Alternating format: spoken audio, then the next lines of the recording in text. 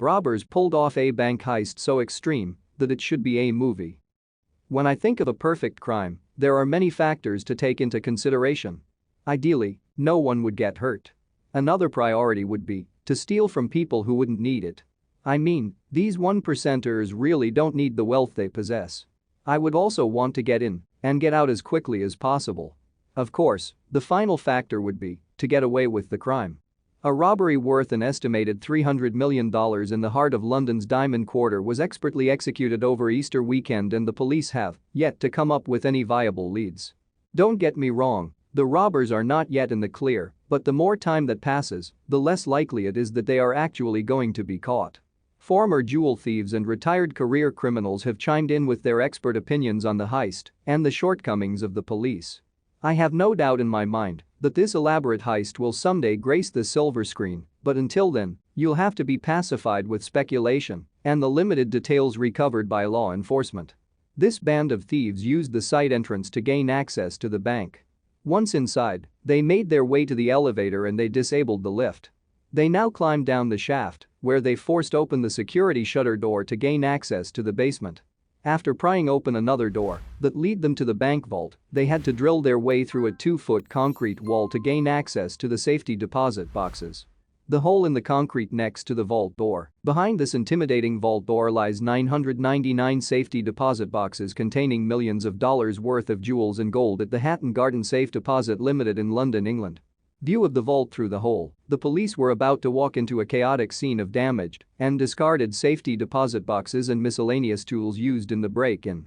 Aftermath of the amazing bank heist. With a mess like this, it must have been difficult to find a starting point in the search for evidence. Damaged entrance to the vault. Some heavy-duty equipment had to be used to get past all of the security measures in place. Discarded safety deposit boxes. For those without property in the vault, this may not look like much. But for those with property that was supposed to be secured in this vault, they must have been stricken with an overwhelming sense of fear and tragic monumental loss.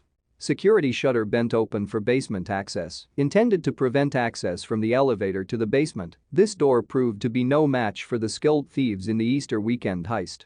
Corridor leading to the secure vault. The corridor to the vault was littered with tools needed for the elaborate robbery. Closed-circuit TV surveillance of one of the thieves. The police are going over thousands of hours of closed-circuit TV surveillance to try to identify the robbers casing the bank. Construction worker disguise. The robbers cleverly utilized disguises such as gas and construction workers as to not look out of place as they entered and exited the bank over the 3-day period. Thief carrying a bag of loot. One of the thieves makes his exit with a bag full of gold and jewels. What? Did you expect a burlap sack with a giant cash symbol painted on the side? Thief with his head down to avoid identification by the camera. This sends a clear message that the robbers knew the precise placement of the cameras and which areas they needed to avoid.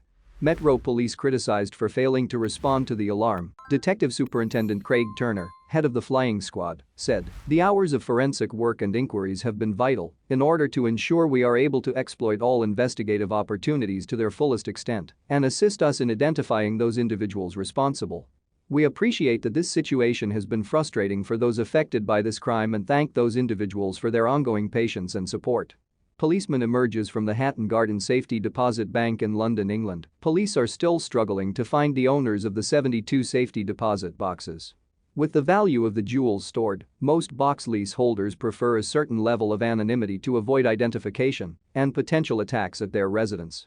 Forensic officer enters to collect evidence. While no arrests have been made, the methodical forensic examination has reportedly resulted in approximately 400 pieces of evidence. The police have high hopes that this evidence will eventually result in the capture and conviction of these criminals. Thank you for watching this fantastic story. Please tap one of the 2 videos on your screen for another amazing wonder stories.